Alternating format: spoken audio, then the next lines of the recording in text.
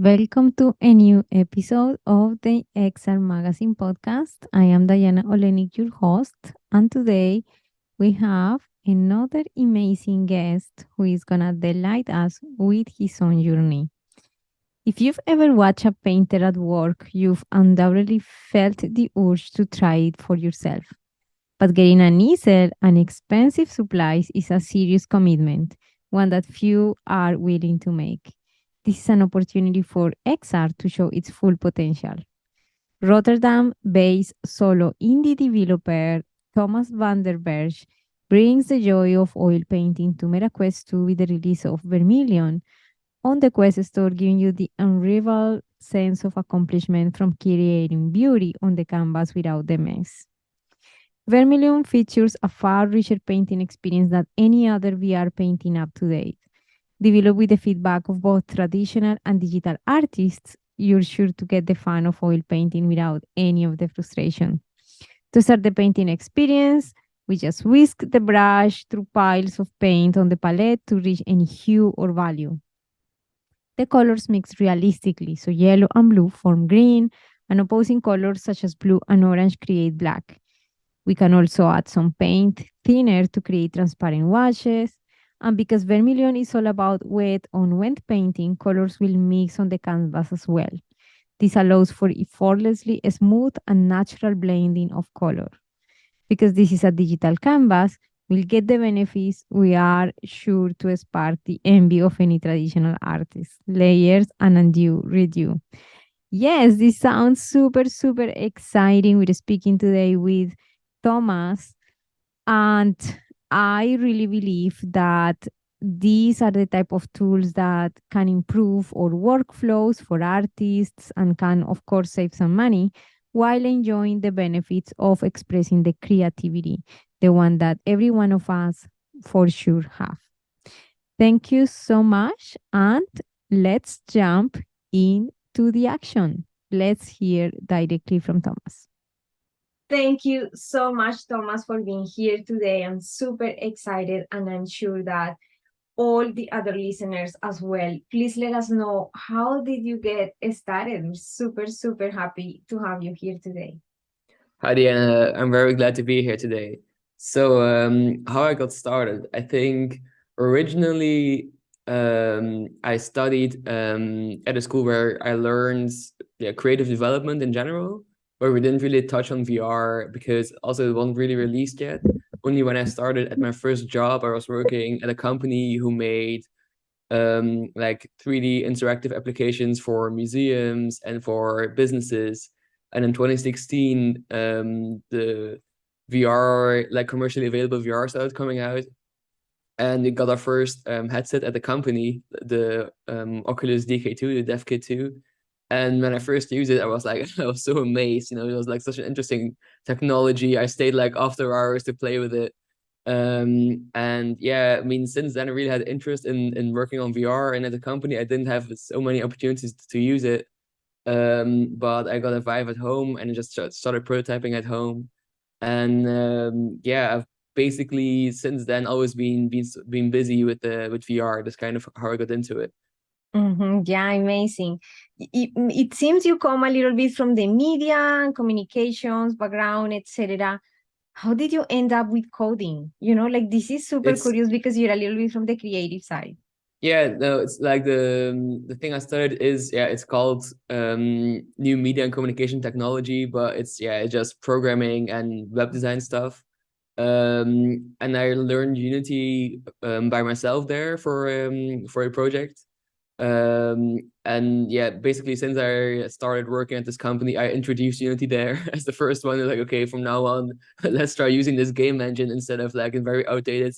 I think it was like Adobe Air, which is like the the successor of Flash. They were still using, so I was like, okay, let's start using Unity. And basically, yeah, I've been using Unity professionally ever since I started working.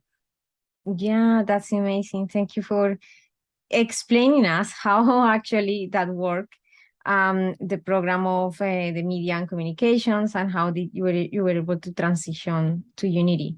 So what were the first challenges that you found learning Unity? The question is because sometimes when someone from a creative field, for example, comes and discover this amazing tool, sometimes it faces a little bit of a challenge at approaching the tool. What were your challenges, if any, and how did you face them? No, I really think because it's already been like, I don't know, 6 or 7 years since I Yeah. started using it. And I'm not sure because obviously I was actually learning C sharp, the programming language used in Oh, Unity already before. So it wasn't the same challenge as someone would no, face coming purely from a creative background or media no. background. I'm not sure. I mean, if you're familiar with programming, then there are so many like great tutorials online or courses which you can follow. So I found it pretty easy to get going. Yeah, yeah, amazing. Yes. So, what were one of some of the first experiences that you built using Unity? And maybe what were the challenges of those ones? I took a look a little bit of certain projects that you built, interesting, like using tablets and going kind of like in these challenges for companies. So, how was it? Yeah, I mean, for the company, we made many different kind of things like interactive projection mapping applications that were a lot of fun. And actually, a personal project which I really liked, I did I think in the summer after I finished studying. It was like also my first kind of solo Unity project was for uh, an application to generate animation from a music file, so that you could animate, in this case, a violin player purely by using the sheet music and then like analyzing, okay, how should the fingers be placed on the neck? How should the bow be moved? And that was like a really interesting project for me, like very much above what I knew at the time, but it was like a really challenging, okay, like writing an algorithm to generate finger positions and then driving the animation as well. That was a really challenging project. It was very fun to do and moving my boundaries a bit. Yeah. Yeah, amazing. Yes. So when you started creating Vermillion, what was, the reasoning that you saw or that drove you to say, oh, I want a painting app? Like, why a painting app? Yeah, yeah, it's kind of a funny story. I mean, it's about 2 years ago now. My girlfriend and I started on a trip around the world. We wanted to travel for 6 months, but then in March of 2020, COVID really became an issue, so we had to return home. In the middle of our trip, we were very, I know, disappointed and in a bad mindset because, our trip was ruined. We didn't know where to go. We actually had no real place to stay. We had no jobs because of course, we canceled everything before we left. Yeah. And then on YouTube, I kind of like rediscovered Bob Ross, who's this very famous painter, and he's just very calming. And I was like, he's like, he has like a really good influence, he's very relaxing to watch. And I was like, okay, maybe it's fun to try and see if I can paint along in VR. So I made a very quick prototype of like very rough painting with like a video of him next to it. And I shared it on LinkedIn, which was my only social media at the time. And yeah, it was like a huge success on there. Like there was a lot of interest for it. So I figured, okay, maybe this is something that people are into, being able to paint along with Bob Ross or in general with YouTube and painting in VR in general, because you don't have the setup required for it, or the materials. So yeah, that's basically how I got started. And ever since then I've been working on it. Yeah. Oh, that's amazing. Yeah, it sounds very exciting. So, getting a little bit more into the technicals, you built a first prototype. How was the process of you finally saying, okay, it's time to put it in the Quest store? Or how was that? How was the process of making it actually? Because I also understand you created yourself, right? Not with a huge team around you. Is that Yeah. correct? Yeah, it's done entirely by me. So yeah, that was one of the big challenges. Like at first, I was always doing it only after hours as well, next to my full-time job for more than 1 year. Basically, I was working two jobs technically. Like before hours and after hours, I was also working on it mainly because I was just too afraid of going full-time on a game, like on an indie game project. So yeah, I was working next to my day job and then always, sort of iterating on it. So it started with a very basic thing, and looking at reference videos. So I was looking at painters online on YouTube because I don't know how to paint myself. I'm not an artist. I'm a programmer. So I was always looking at stuff. Okay, how should it behave? And I was just trying to mimic it, and step by step, until I got closer and closer. And once I was at a stage where I was like, okay, now it's good enough to, like, I can make like a basic Bob Ross painting with it. Now it's good enough to get feedback from people. Then I put up my Discord, and I just posted in some channels and started inviting people into a closed beta. And then I started getting a lot of feedback, and that was really valuable. I think it's in general a good takeaway for your students, like, get feedback early in the process, because um it really becomes like a driving direction of where you have to go. And like, people were saying like, okay, I'm an oil painter and it should be more like this.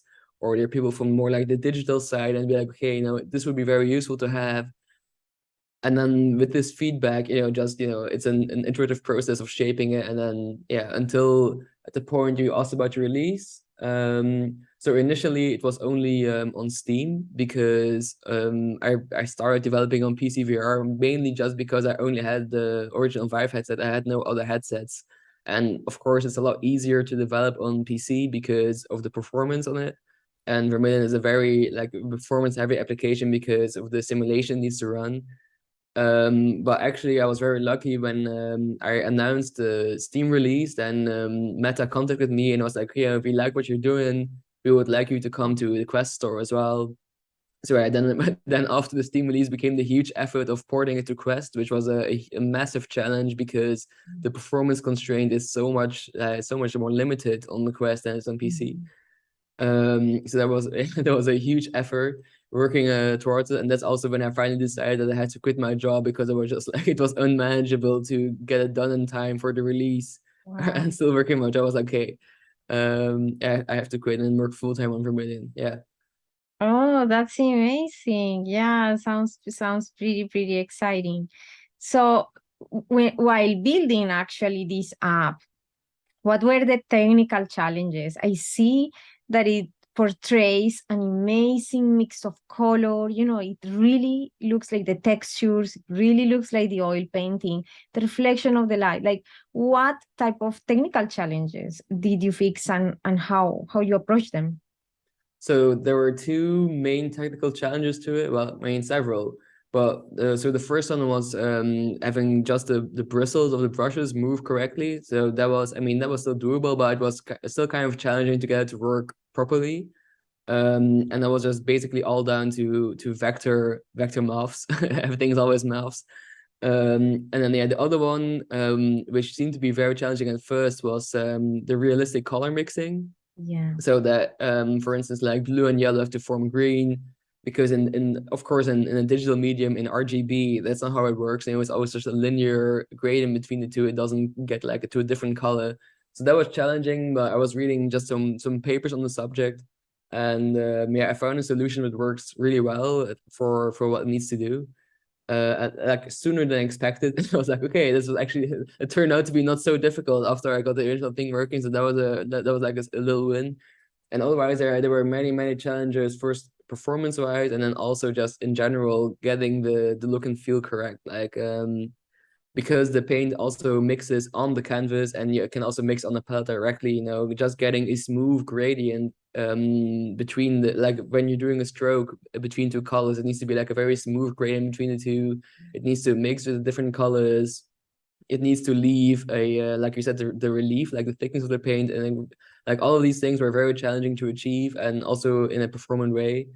And that mostly just took a lot of time, just like iterating on it, really debugging it, just making sure you have plenty of debug features to see, like, okay, what is happening every single frame. And then looking at all of the different texture buffers which I'm generating, like, to see, like, okay, what's going on in there. That was like the only way that I could really get a hold of what it needs to do, is like really providing all of debug information so I can look in depth at what the simulation is doing. Yeah, wow, amazing. How long in total took you to create this app from the very conception to the launch as a solo developer? Yeah, good question. But yeah, currently it's I think I started in yeah, let's say about March of 2020. So now it's the end of 2022. So yeah, we've been working on it for like almost 2 years up till now. But of course, the majority of it was just after hours. It's only been 1 year now. In December, it will be 1 year that I've been working on it full time. So I don't know, let's say 1.5 years or something in total. Amazing. Thank you Yeah. so much. And how was your transition? I mean, like we are having this amazing, beautiful example that you have where we are, in our job, that we're doing what we like, etc. Everything is okay. And now we see this challenge or opportunity. How was transitioning and how your life, your day to day became now as a full time, CEO or Yeah. founder of the app? Yeah. So on the one hand, it was very liberating because I no longer had to worry about Mhm. also doing the day job next to it and just being able to do it full time. But it's also been just an insanely busy time. So basically, I was already working around the clock before I went full time as an indie developer, and then it basically never changed. So I was then only just working only on Vermillion, but still the same hours, really, like often getting up at 6 in the morning, starting work until like 9 p.m., getting things done for the Crest release and afterwards for updates. So it's been immensely busy, with very little time for myself or for my girlfriend. So I mean, there's like two sides to being a solo developer, right? Like on the one hand, it's great to be able to be in charge of the whole thing, and to have all of the profit for yourself, which is also a big part of it.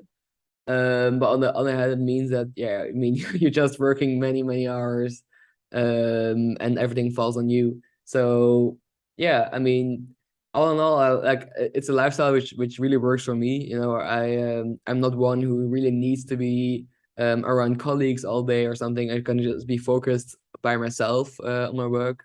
Um, well, yeah, I think it's something. If you get started on it, you have to see like, okay, is this something which fits what my expectations are? Yeah, yeah, amazing. How is a normal day? Like what type of activities do you have to do? Just like to try to understand what would be, the demands of this type of undertaking. How does a normal day look like for you? Yeah. Currently for me, it's still very much development focused, just because I'm actively working on updates. But I also next to the actual development of it, yeah, in this case, I'm coordinating with an agency to create new artwork for the store. So that's a part of it. I'm always trying to contact content creators. So it's like, okay, identifying where they are and following up on them, see if they like it, see if they want to make a video or content on one of the other social media challenges. Yeah. And yeah, also I'm always doing support for the community. So if someone comes into Discord, I'm saying, okay, I have this issue, I have to follow up on that as well. But like I said, generally pretty much all of it is development. So because I'm currently really focused on getting a multiplayer update ready for the Christmas release.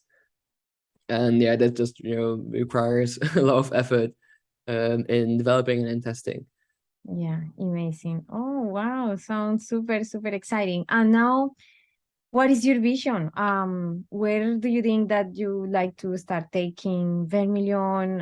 I know that you're working in the development right now, but where do you see it going, or what are you working on right now, kind of like in terms of where you're going? Yeah.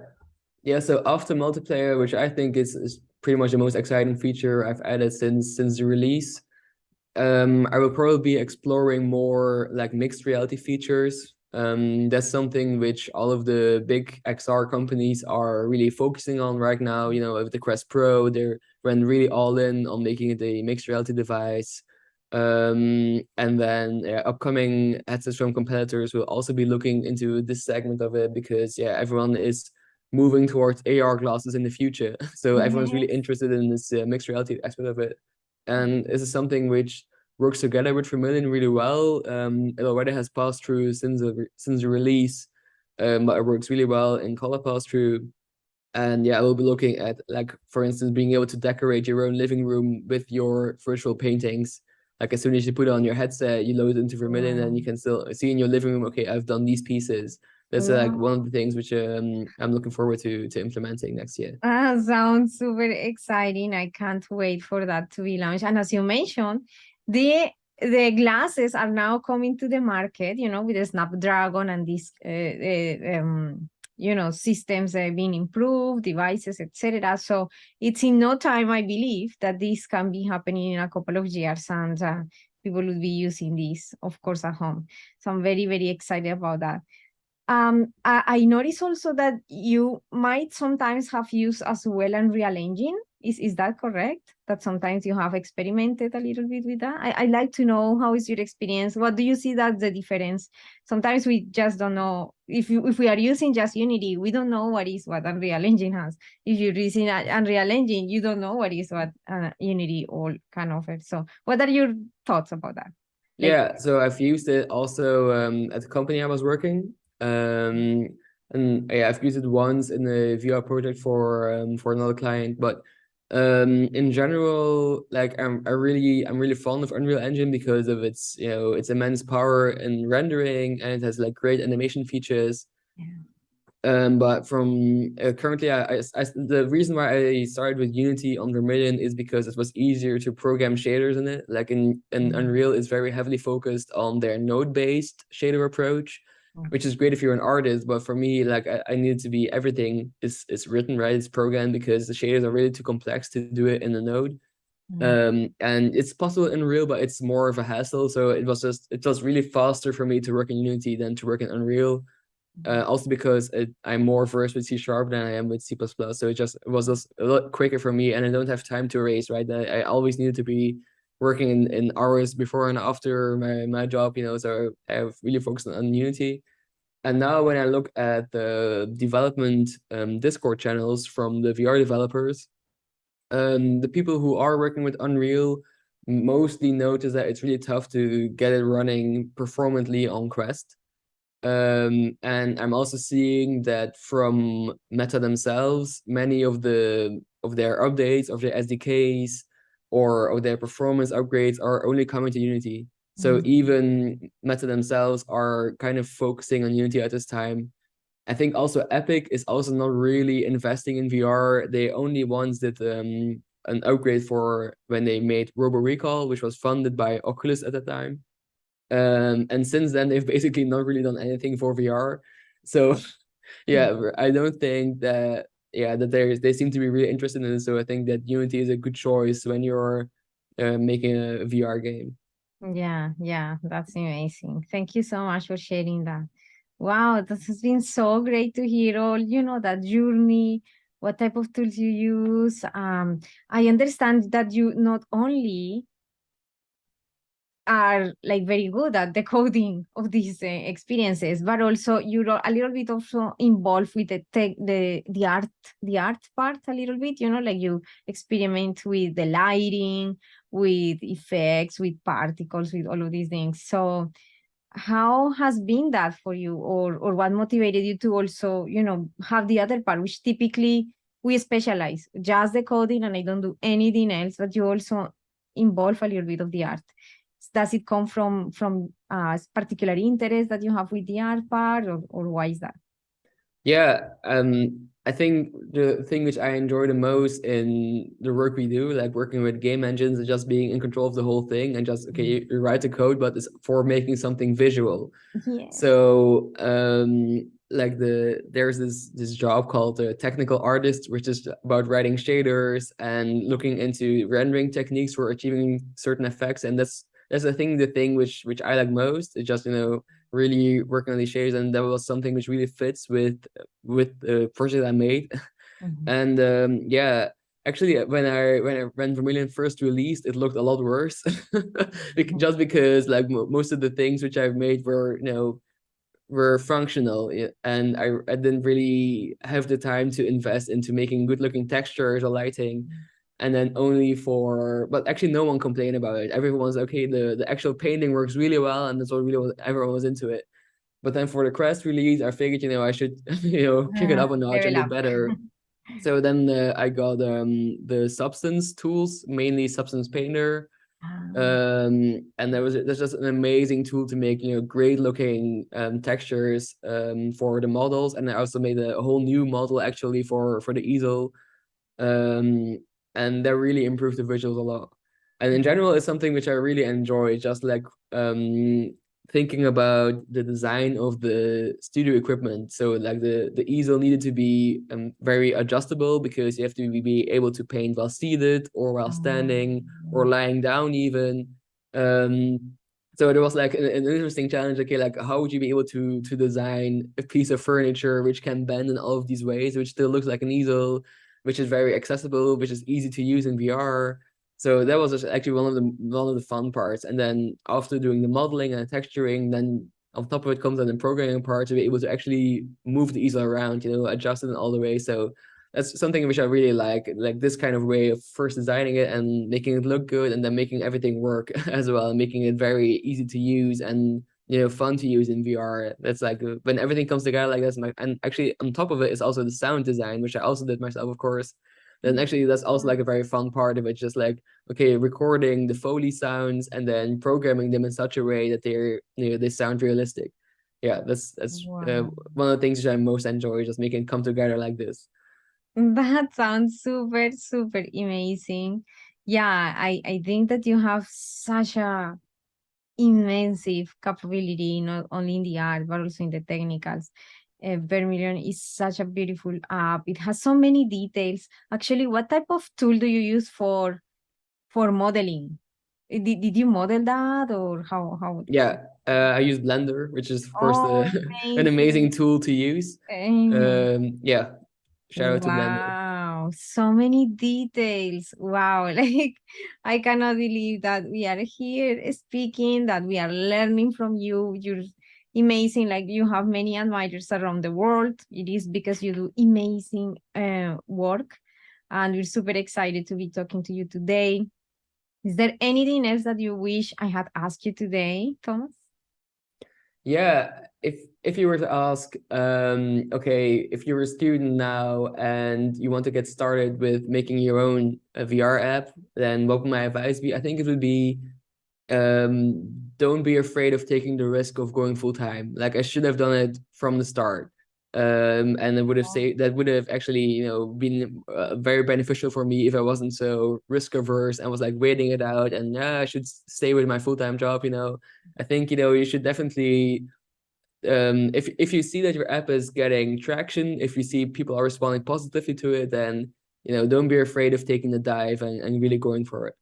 wow, that's amazing. Thank you so much. I love that because many of our sometimes opportunities or big decisions in life are sometimes driven only by fear, but that Mm. shouldn't be the case because life is so abundant and we never know in what direction things are going to take. So, because we don't know, why taking just only the view or perception of fear when there can be variety of other things exciting happening that maybe is not what we're thinking. So, thank you so much.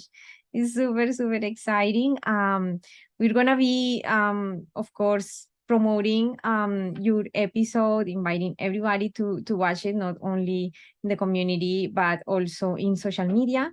And we right now, I am inviting everybody to take a look at Vermillion, which is available in the Oculus Quest store. Is that is it? Do you have the plans to launch it in any other platforms or not yet? It's also on Steam. It was actually released on Steam first. And I will also be coming to more platforms, Okay. which the news about that Yeah. will be coming soon. But yeah, I'm definitely also on other platforms as well. Yeah. Thank you. Yes. So inviting everybody to check Vermilion, to try it, and to please tag Thomas when you're making your creations so more people can get to discover Vermilion and to make a couple of videos. It's pretty simple in the quest, and sharing is caring. Thank you so much, Thomas, for being here today, and see you in the next episode. Thank you very much for having me. Bye bye.